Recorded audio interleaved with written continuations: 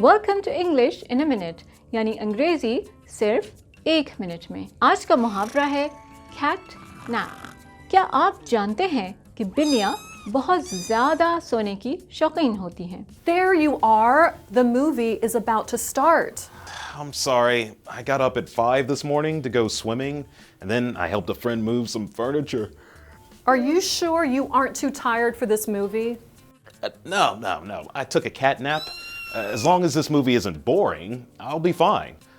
What are we seeing anyway? The Long Dark Winter. It's a 3-hour foreign movie. I hope you like subtitles. Cat nap दिन के वक्त मुख्तसर नींद लेने को कहते हैं। ये मुहावरा 18वीं सदी में काफ़ी मकबूल था। हो सकता है कि इस मुहावरे को पहली बार इस्तेमाल करने वाले के पास बहुत सी बिल्लियाँ हों और उसने ये मुशाहिदा किया हो कि बिल्लियाँ तो कुछ ज़्यादा ही सोती हैं। और ये थी अंग्रेज़ी 1 मिनट में।